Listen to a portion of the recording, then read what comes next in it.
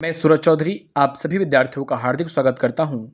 जिस प्रकार हम लोगों ने हिंदी के एक-एक आंसर का सही तरीका से आपको व्याख्या करके बताए थे, उसी प्रकार आज mathematics second shift Bihar board जो 18 तारीख को एग्ज़ाम हुआ था, जिसका सेट जे है, उसके आंसर की का हम लोग व्याख्या यहाँ पे करेंगे।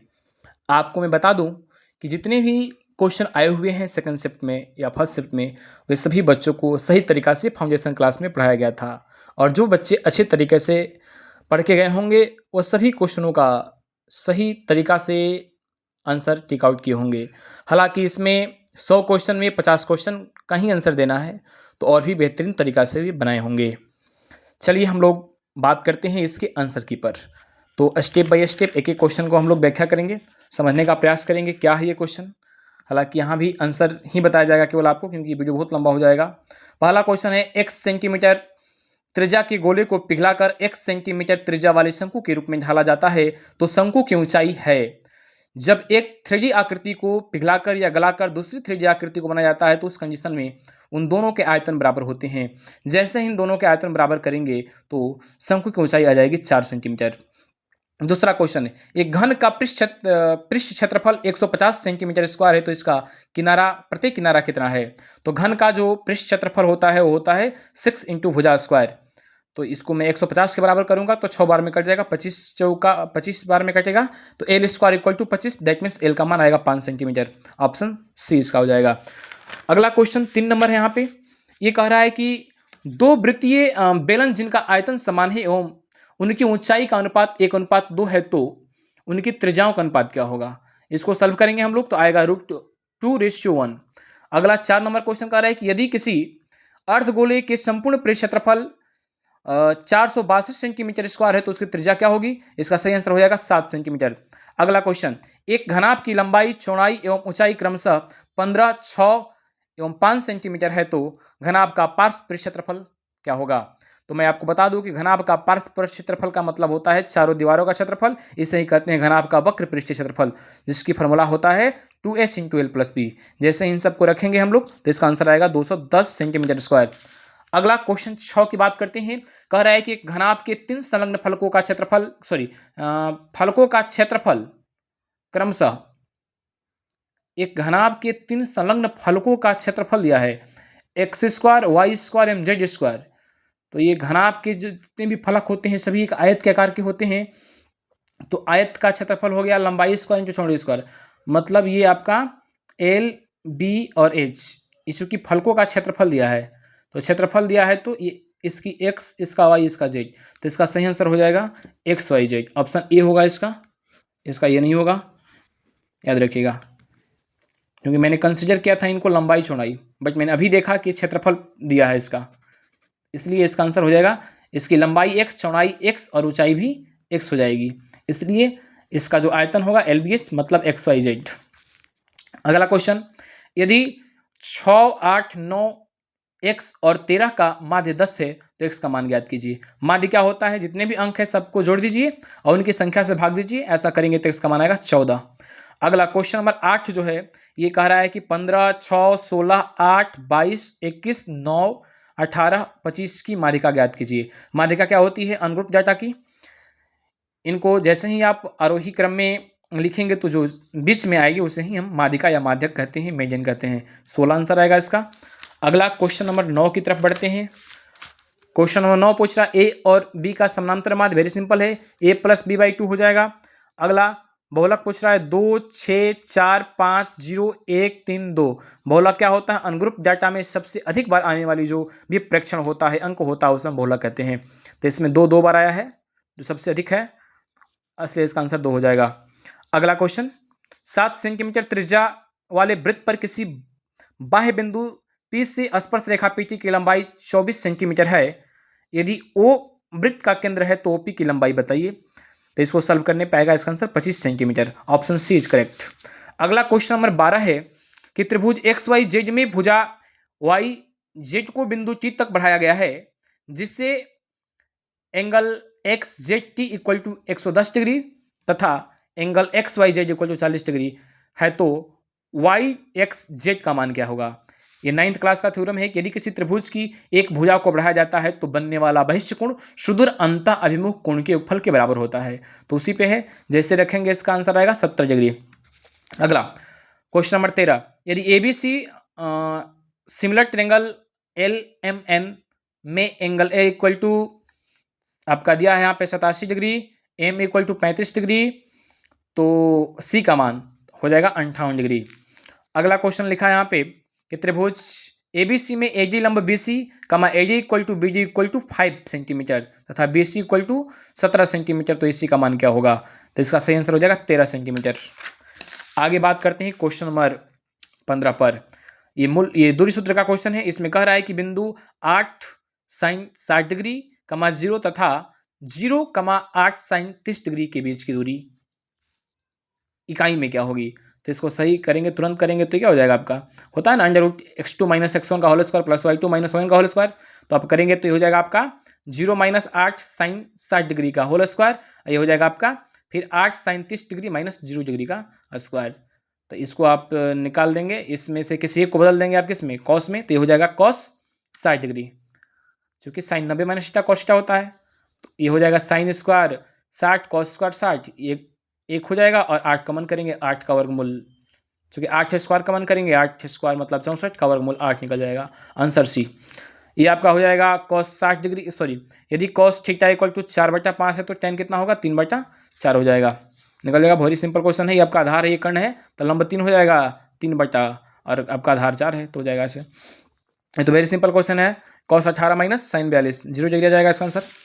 अगला है आपका 18 number question, cosec square theta minus 1/1 minus sign square theta, cosec square theta के बराबर हो जाएगा।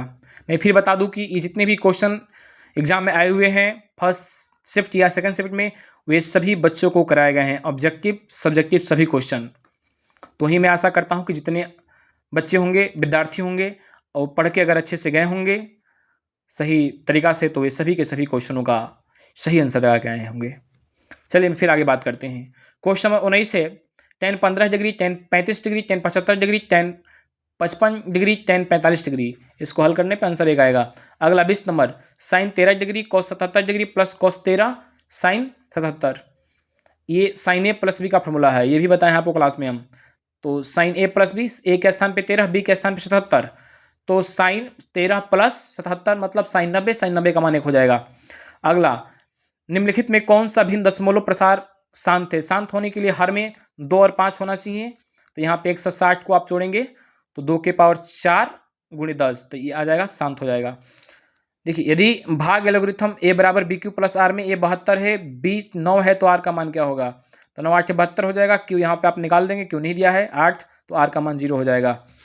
अगला क्वेश्चन, बहुपद एक्स स्क्वायर माइनस 4 के शून्यक होंगे, जैसे ही इसको ले जाएंगे तो ये रूट में 4 हो जाएगा, प्लस माइनस 2 निकलेगा, ऑप्शन सी। अगला क्वेश्चन, द्विघात समीकरण विवेचक क्या होगा। विवेचक होता है बी स्क्वायर माइनस 4ac, हल करेंगे आंसर इसका 1 आएगा। अगला क्वेश्चन करें कि यदि बहुपद एक्स स्क्वायर माइनस के एक्स प्लस 8 के शून्यकों का योग 6 है तो के का मान क्या होगा, आंसर इसका आएगा 6, ऑप्शन बी इज करेक्ट। अगला क्वेश्चन दिया यहाँ पे 26 नंबर, यदि बहुपद 2x square plus 3x minus 4 के शून्यक अल्फा बीटा है तो 5 इंटू अल्फा बीटा का मान क्या होगा। अल्फा इंटू बीटा सी अपोने होता है, तो सी कितना देखिए यहाँ पे -4, ए है आपका 2, तो -2 गुणे 5 -10, ऑप्शन बी इज करेक्ट। अगला कह रहा है कि बहुपद इतना के शून्यक कौन है, जिसे इसको हल करेंगे तो आएगा -3 √2/2 comma √2/4, option B is correct. अगला क्वेश्चन नंबर 28 ध्यान दीजिए, समीकरण कह रहा है कि c x square plus x plus b के मूल वास्तविक नहीं है। तो मूल वास्तविक नहीं है, इसका मतलब ये है कि जी जो है आपका काल्पनिक होगा, यानी जी 0 से छोटा होगा। तो यहाँ पे G B square minus 4ac, तो बी स्क्वायर हो जाएगा आपका ए स्क्वायर माइनस 4ac, तो ये हो जाएगा बी सी, चूँकि बी स्क्वायर ए होगा और 4ac, तो आपका ऑप्शन ये हो जाएगा, इसका सी होगा, नट बी नहीं होगा, सी ऑप्शन सही है इसका। अगला समीकरण X square minus 6x plus 4 equal to 0 के मूलों का योगफल एवं गुणनफल का अनुपात, जैसे हल करेंगे आएगा 3:2। अगला, निम्नलिखित में कौन बहुपद नहीं है। देखिए क्वेश्चन थोड़ा कन्फ्यूजिंग है, हमको जहाँ तक लगता है ये क्वेश्चन पूरी तरीक़ा से गलत पूछा है, क्योंकि कौन बहुपद नहीं है, ये भी बहुपद नहीं है, ये भी बहुपद नहीं है और ये भी बहुपद नहीं है। इसको देना चाहिए कौन बहुपद है, तब जाकर आंसर डी होता, बट ये पूछा नहीं है। तो जो अगर ये कंसिडर बोर्ड क्या करता है इसका आंसर देखना है। अगर नहीं यहाँ पे है, चूँकि इंग्लिश में भी वही लिखा है नॉट अ पोलिनोमियल, तो जो बच्चा ए मारा होगा उसका भी सही होगा, बी वाले का भी सही होगा, सी वाले का भी सही होगा। चलिए आगे अगला क्वेश्चन बात करते हैं कि यदि दो समरूप त्रिभुजों के क्षेत्रफलों का अनुपात 121 अनुपात 225 हो तो उनकी संगत भुजाओं का अनुपात होगा। तो जो संगत भुजाओं का अनुपात होता है उनकी क्षेत्रफल का वर्गमूल होता है, यानी 11 रेशियो आपका 15 हो जाएगा। दो समरूप त्रिभुज की संगत भुजाएं 7:5 के अनुपात में है तो त्रिभुज के क्षेत्रफल का अनुपात क्या होगा। तो त्रिभुज के क्षेत्रफलों का अनुपात होता है उनकी भुजाओं की वर्गों का अनुपात, तो 49 और 25, 49:25 हो जाएगा। अगला 33 नंबर क्वेश्चन, त्रिभुज एबीसी समरूप त्रिभुज XYZ तथा BC equal to 9 centimetre, YZ equal to 7 centimetre. यदि त्रिभुज एबीसी का क्षेत्रफल 243 सेंटीमीटर स्क्वायर है तो त्रिभुज XYZ का क्षेत्रफल कितना होगा। ये भी उसी कंसेप्ट बनेगा कि त्रिभुज के समरूप त्रिभुज के क्षेत्रफलों का अनुपात उनकी भुजाओं के वर्गों के अनुपात के बराबर होता है। जैसे ही इसे हल करेंगे तो आंसर आएगा 147 सेंटीमीटर स्क्वायर। क्वेश्चन नंबर 34 की बात करते हैं। इसमें कह रहा है कि यदि किसी वृत्त की जीवा की लंबाई वृत्त की त्रिज्या के बराबर हो तो जीवा द्वारा केंद्र पर बनाया गया कोण होगा। देखिए जब जीवा की लंबाई वृत्त की त्रिज्या के बराबर होगी तो जो त्रिभुज बनेगा वो समबाहु बनेगा, और समबाहु त्रिभुज का प्रत्येक कोण 60 डिग्री होता है, अतः ऑप्शन सी 60 डिग्री हो जाएगा। दो वृत्त यदि बाह्य रूप से स्पर्श करते हैं तो उभयनिष्ठ स्पर्श रेखाओं की संख्या होगी, ये 3 हो जाएगा। देखिए बनाए फिगर, एक ये, एक ऊपर वाला, एक ये वाला, तो ये 3 हो जाएगा, आंसर सी इज करेक्ट। अगला 36 नंबर क्वेश्चन की बात करते हैं। यदि 3 सेंटीमीटर त्रिज्या वाले एक वृत्त पर खींची गई दो स्पर्श रेखाएं परस्पर 60 डिग्री के कोण पर झुकी है तो प्रत्येक स्पर्श रेखा की लंबाई क्या होगी। इसका सही आंसर हो जाएगा 3√3 सेंटीमीटर। अगला क्वेश्चन, यदि किसी वृत्त की परिधि 2π से बढ़कर 4π हो जाती है तो इसका नया क्षेत्रफल क्या होगा। इसका आंसर हो जाएगा 4 गुना। अगला, दो समरूप त्रिभुजों के क्षेत्रफलों का अनुपात 100:81 है तो इनकी संगत माध्यिकाओं का अनुपात क्या होगा। इसका सही आंसर हो जाएगा बी 10:9। अगला क्वेश्चन यहाँ पे दिया है 39 नंबर, दो समरूप त्रिभुज के परिमाप क्रमशः 60 सेंटीमीटर और 40 सेंटीमीटर है। यदि पहले त्रिभुज की एक भुजा की लंबाई 12 सेंटीमीटर हो तो दूसरे त्रिभुज की भुजा संगत भुजा की लंबाई क्या होगी। इसका सही आंसर हो जाएगा 8 सेंटीमीटर। अगला क्वेश्चन यहाँ पे लिखा है कि त्रिभुज MNO में P, Q क्रमशः भुजाएं MN और MO पर दो बिंदु है तथा PQ पैरेलल टू NO यदि PM ratio PN equal to 3:5 तो MQ रेशियो QO क्या होगा। थेल्स प्रमेय पे आधारित है, इसका आंसर आएगा 3:5। अगला क्वेश्चन, समानांतर श्रेणी का सर्वांतर पूछ रहा है तो हटाइए इसमें से इसको, तो ये आपका साथ साथ कट जाएगा, √3 आंसर आ जाएगा। अगला 42 नंबर क्वेश्चन, निम्नलिखित में कौन समानांतर श्रेणी नहीं है। ये सभी हैं बट ये नहीं है। अगला 43 नंबर, निम्नलिखित में समानांतर श्रेणी है, ऑप्शन डी इज करेक्ट। अगला क्वेश्चन है आपका 45 नंबर, AP का कौन सा पद 10√2 होगा। इसका आंसर आएगा 10वां पद। ये देखिए सिंपल क्वेश्चन आपको कराया गया सब। यदि x+2 3x और 4x+1 समानांतर श्रेणी में हो तो x का मान क्या होगा। आंसर 3 होगा इसका। अगला क्वेश्चन 47 नंबर, AP 21 18 15.0 में पदों की संख्या कितनी होगी। अंत में 0 दिया है तो पद इसमें कितने होंगे, 8 होंगे इसका सही आंसर। अगला कार्य है कि प्रथम n प्राकृत विषम संख्याओं का फल क्या होगा। आंसर n² होगा इसका, ऑप्शन बी। समानांतर श्रेणी 9 14 19 ... के लिए a30 - a10 का मान क्या होगा। आंसर आएगा 100। अगला, यदि किसी समानांतर श्रेणी का nवां पद Tn इक्वल टू 2n + 7 हो तो T7 का मान क्या होगा। n के स्थान पर 7 पुट करेंगे, 7 दूना 14 7 21। तो अगला क्वेश्चन देखिए, हम लोग अभी तक 50 क्वेश्चन हाफ सेंचुरी तक पहुंच चुके हैं। अब आगे हम लोग 51 से 100 तक की बात करेंगे। अगला 51 नंबर क्वेश्चन का रहा है कि यदि a बराबर 60 डिग्री b बराबर 30 डिग्री हो तो cos a cos b sin a sin b। ये होता है cos a - b का फॉर्मूला। तो cos a - b मतलब 60 - 30, cos 30 डिग्री का मान होगा √3/2, ऑप्शन डी इज करेक्ट। 52, यदि 5 cos थीटा इक्वल टू 4 तो cos square theta plus sin square theta, ये तो कुछ भी देगा, आंसर इसका एक ही आएगा, आंसर सी। अगला 53 नंबर, यदि sec square a cos 1 + sin a × 1 - sin a equal to k तो k का मान क्या होगा। आंसर एक आएगा इसका। अगला क्वेश्चन नंबर 54 की बात करते हैं। ये कह रहा है कि यदि tan theta plus cot theta का मान 4 है तो tan square theta plus cot square theta का मान कितना होगा? आंसर आएगा 14।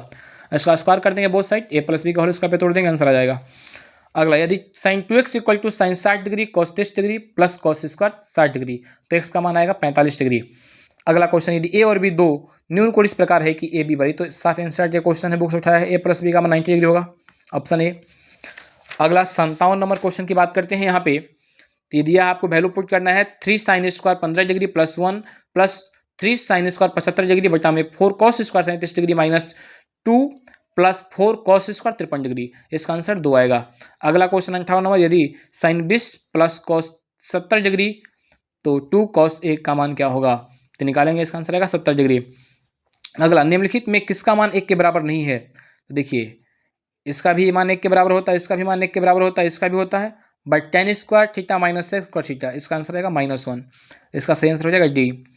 अब कह रहा है 60 नंबर क्वेश्चन की, एक मीनार के शीर्ष का उन्नयन कोण उसके पाद से 25 मीटर की दूरी पर 60 डिग्री है तो मीनार की ऊंचाई बताइए। आंसर रहेगा 25√3, option number C is correct. अगला क्वेश्चन 61 नंबर कह रहा है कि एक पतंग पृथ्वी से 20 मीटर की ऊंचाई पर है और इसकी दूर पृथ्वी से 45 डिग्री का कोण बनाती है तो डोर की लंबाई ज्ञात कीजिए। इसका सही आंसर हो जाएगा 20√2। अगला, यदि a cos theta plus b sin theta equal to 8 है तथा a sin theta minus b cos theta बराबर 4 है तो a square plus b square का मान क्या होगा? तो बताया है आपको क्लास में क्वेश्चन, 80 आ जाएगा इसका आंसर। अगला क्वेश्चन दिया है √2 sin 45 डिग्री हो जाएगा, ये भी 45 डिग्री, π/4 को ही कहते हैं 45 डिग्री, तो इसका आंसर आ जाएगा 2। अगला, यदि cos थीटा बराबर 1/2 theta is less than 90 degree then sine square theta -1 का मान -1/4 आएगा। आर त्रिज्या वाले गोले का आयतन डायरेक्ट पूछा है, 4/3 पाई क्यू हो जाएगा। अगला क्वेश्चन नंबर 66, tan थीटा बटा 1 sec theta -1 plus tan theta sec theta plus 1 का मान हो जाएगा 2 cosec थीटा, आंसर हो जाएगा सी। अगला question 2 sine square 30 degree minus 3 cos square 45 degree plus tan square 60 degree का मान आंसर आएगा 2। अगला, यदि किसी घन का एक विकर्ण की लंबाई 5√3 सेंटीमीटर है तो इसका पृष्ठीय क्षेत्रफल कितना होगा? सही आंसर 150 सेंटीमीटर स्क्वायर। अगला क्वेश्चन, किसी गोले के कुल पृष्ठीय क्षेत्रफल और उसी त्रिज्या के अर्ध गोले के कुल पृष्ठीय क्षेत्रफल का अनुपात होगा 4:3, क्योंकि गोले का होता है 4 पाई स्क्वायर और अर्ध गोले का होता है 3 पाई स्क्वायर, तो पाई स्क्वायर से पाई स्क्वायर कट जाएगा, आंसर आएगा 4:3। अगले क्वेश्चन की बात करते हैं। कह रहा है कि दो बेलन की त्रिज्याओं का अनुपात 3:7 है एवं उनकी ऊंचाइयों का अनुपात 7:12 है तो उनके वक्र पृष्ठ क्षेत्रफल का अनुपात क्या होगा? सही आंसर 1:4। अगला, cosec square 54 degree minus tan square 36 degree, answer आएगा इसका 1, बिकॉज इसको हम sec स्क्वायर 36 लिख सकते हैं।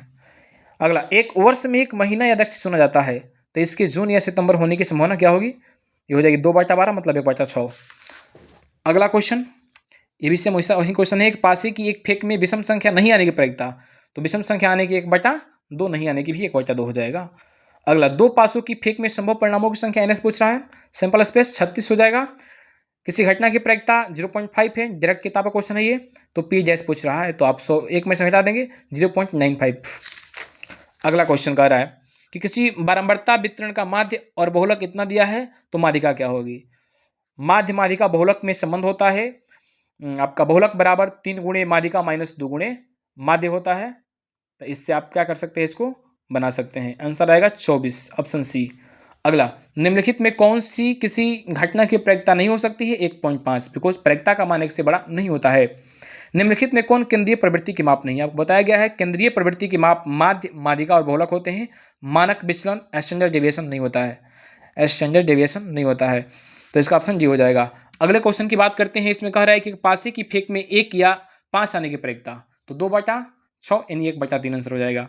एक थैले में 7 लाल 8 हरा और 5 सफेद गेंद है, एक गेंद रक्षा निकाली जाती है, इसके न लाल न सफेद होने की प्रायिकता, जब लाल और सफेद नहीं होगा तो हरा होगा, तो हरा 8 है, 8 है, सब जोड़ लीजिए, तो 7 दूना 14 15 5 20 यानी 8/20, 2/5 आंसर हो जाएगा इसका। निम्नलिखित में कौन द्विघात समीकरण है? ऑप्शन इसका बी हो जाएगा। अगला क्वेश्चन है कि ये आपके द्विघात बहुपद के शून्य इतने और इतने हैं तो द्विघात बहुपद क्या होगा? x² - 2x - 15 हो जाएगा, ऑप्शन बी इज करेक्ट।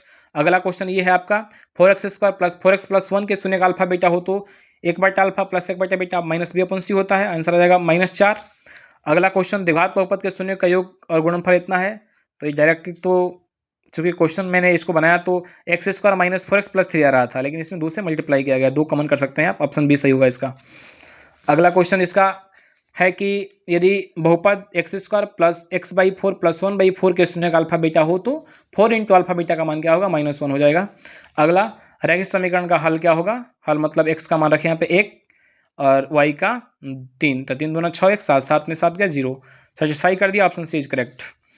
अगला px दिया है आपका इतना और qx दिया है इतना, भाग दिया जाता है तो भागफल का घात क्या होगा, तो 3 यहाँ है, यहाँ 5 है, तो ये 2 बार में x² से जाएगा, ऑप्शन घात इसका 2 हो जाएगा, करेक्ट सी ऑप्शन। अगला है आपका कि 625 के अभाज्य गुणनखंड में 5 का घातांक क्या होगा, आंसर 4 हो जाएगा इसका। अगला क्वेश्चन यदि द्विघात बहुपद x² minus 4x minus k का x शून्यक -3 है तो k का मान 42 आएगा इसका आंसर। अगला यदि आपका इतना यानी 3x minus 7y plus 15 equal to 0, 6x minus 14y minus 32 equal to 0 के कितने हल होंगे, ये समानांतर है, कोई हल नहीं होगा, ऑप्शन बी इज करेक्ट। अगला क्वेश्चन बात करते हैं 91 नंबर समानांतर श्रेणी का प्रथम 6 पदों का योगफल 72 आंसर हो जाएगा, ऑप्शन सी। समानांतर श्रेणी का मध्य पद 104 हो जाएगा आंसर। बिंदु -6,4 किस चतुर्थांश में स्थित है, तो ये द्वितीय में हो जाएगा क्योंकि माइनस प्लस साइन द्वितीय का होता है। अगला क्वेश्चन यहाँ पे अगला है कि बिंदु -6 -15 की x अक्ष से दूरी मौजवाई होती है, यानी 15 हो जाएगा इसका आंसर। प्लस में होगा क्योंकि ये दूरी हमेशा ऑलवेज पॉजिटिव होती है, इसलिए मौज लगाते हैं। बिंदु इतना इतना के बीच की दूरी 4√2 हो जाएगी। अगला 96 नंबर क्वेश्चन इतना इतना का मध्य बिंदु x1 plus x2/2 y1 plus y2/2 हो जाएगा, तो जोड़ेंगे तो इसका 0 0 हो जाएगा। अगला 97 नंबर बिंदु इतना इतना का भुज भुज होता है x यानी -5 हो जाएगा। अगला क्वेश्चन आपसे पूछ रहा है कि ये त्रिभुज का केंद्रक तो x1 plus x2 plus x3/3 y1 plus y2 plus y1 plus y2 plus y3/3, तो हल करेंगे तो आएगा 5,4। 9 नंबर क्वेश्चन 1 2 0 0 xy संरेख है, तो ये संरेख है तो एरिया 0 होगा, तो ये संबंध आएगा आपको 2x बराबर y। लास्ट क्वेश्चन बिंदु 7,3 और -7,3 दोनों अवस्थित है, ये दोनों x अक्ष के एक ही ओर स्थित हैं। तो thanks for this watching video.